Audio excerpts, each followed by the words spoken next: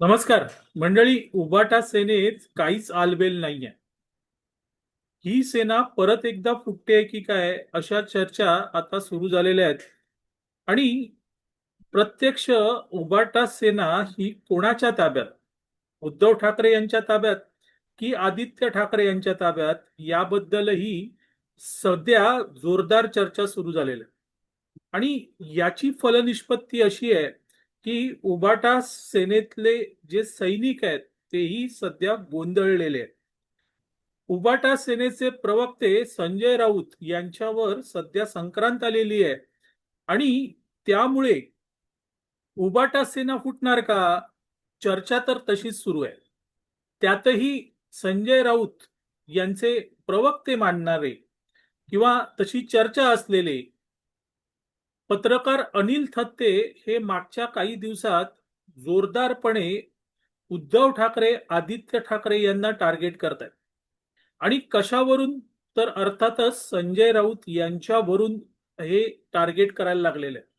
आणि त्यांनी मध्यंतरी जे काही व्हिडिओ केले त्यातून एक गोष्ट स्पष्ट होते की उद्धव ठाकरे आणि आदित्य ठाकरे यांच्यामध्ये आलबेल नाहीये.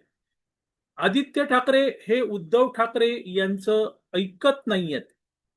आणि सगळी उबाटा सेना आपल्या ताब्यात कशी येईल हे बघितलं जात आहे.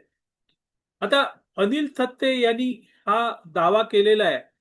ते सांगतायत त्यावेळेस त्याला प्रमाण मांडणं गरजेचं आहे, कारण स्वतः अनिल थत्ते हे सातत्याने सांगत असतात की संजय राऊत हे आपले मित्र आहेत, अनिल थत्ते यांचे मित्र आहेत. आणि त्यामुळे संजय राऊत यांच्याशी नियमित चर्चा होत असते. अनिल थत्ते ज्यावेळेस सांगतात की संजय राऊत हे अडचणीत आहेत, त्यांना त्यांच्याकडे दुर्लक्ष केलं जात आहे, त्यांना उबाटा सेनेमध्ये आता पूर्वीचं स्थान राहिलेलं नाही आणि त्यामुळे ते कदाचित बाहेर पडतील किंवा त्यांना बाहेर ढकलण्याची प्रक्रिया सुरू झालेली आहे, हे जेव्हा थत्ते सांगतात तेव्हा त्यावर विश्वास ठेवावा लागतो. कारण कुठेतरी अनिल थत्ते हे संजय राऊत यांच्याशी बोलतात असा दावा अर्थातच तेच करतात. आणि त्यानंतर हे सगळं होत असतं. आता प्रश्न असा आहे मित्रांनो की उद्धव ठाकरे आणि आदित्य ठाकरे यांच्यात खरंच लागलेली आहे का? आणि जर ती खरंच लागलेली असेल तर त्याची फलनिष्पत्ती काय असेल? आणि ती फलनिष्पत्ती अर्थातच उबाटा सेना ही दुभंगण्यात होणार का?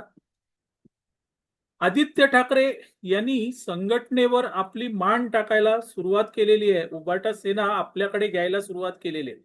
आणि त्याची चुणूक मुंबई महानगरपालिका निवडणुकीत दिसली.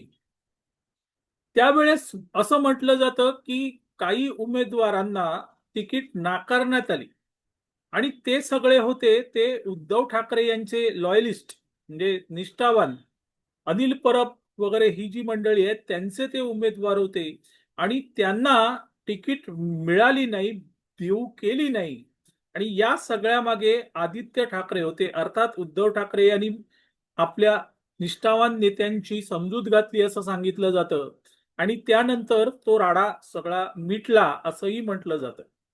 पण त्याही पेक्षा नंतर म्हणजे राज्यसभा निवडणूक जेव्हा डिक्लेअर झाली आणि राज्यसभा निवडणुकीमध्ये महाविकास आघाडीची एकच जागा होती आणि त्या जागेसाठी संजय राऊत यांनी शरद पवारांचं नाव पहिल्यांदा जाहीर करून टाकलं. आणि तिथून खऱ्या अर्थाने उबाटा सेनेमध्ये वितुष्टता निर्माण झाली असा कयास, अशी चर्चा सध्या सुरू आहे. आणि त्या दरम्यान किंवा त्याबाबत जे काही पुढे आलं ते भयंकर होतं.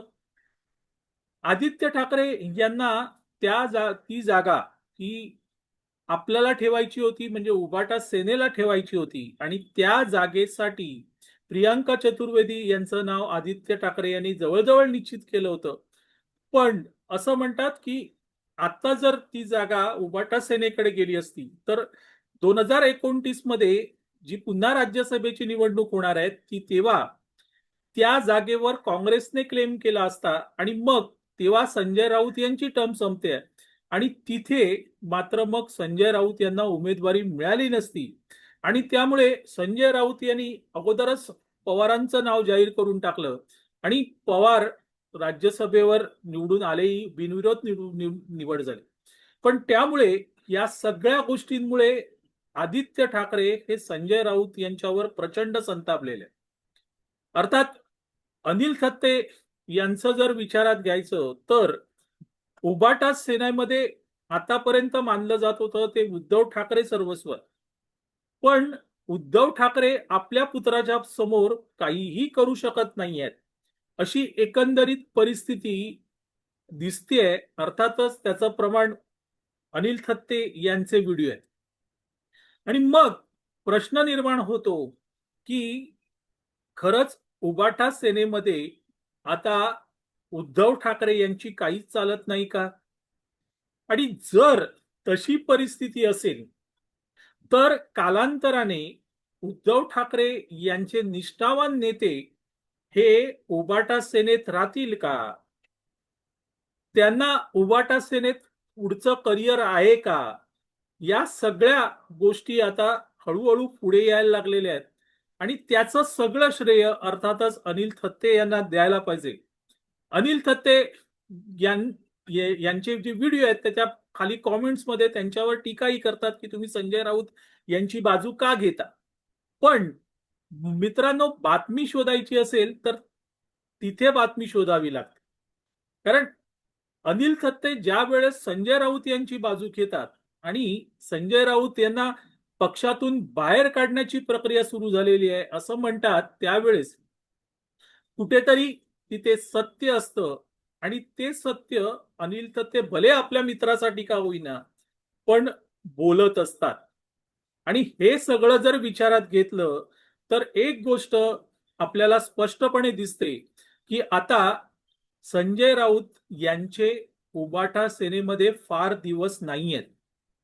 जितके अनिल थत्ते एकजीव होऊन बोलतात तितकं एक गोष्ट आहे की थत्ते ही आपल्या मित्राला वाचवू शकत नाहीत आणि ते सत्य अनिल थत्ते यांच्या त्या व्हिडिओतून बाहेर येतं. असो मंडळी, लवकरच कळेल, कारण घोडं मैदान काही लांब नाहीये. कुठपर्यंत हे प्रकरण ताणलं जातं, खरंच त्यात सत्यता आहे का? पण हा पण अतिशय महत्वाचा असतो की कुठेतरी आग लागल्याशिवाय धूर येत नाही आणि ती आग कुठेतरी लागलेली आहे असं दिसतंय, कारण धूर फार मोठा येतोय. मंडळी, तुर्तास इथे थांबतो. मी आबा माळकर आपली रजा घेतो. आपल्याला व्हिडिओ आवडला तर लाईक करा, शेअर करा, लक्षवेधला सबस्क्राईब करा. धन्यवाद.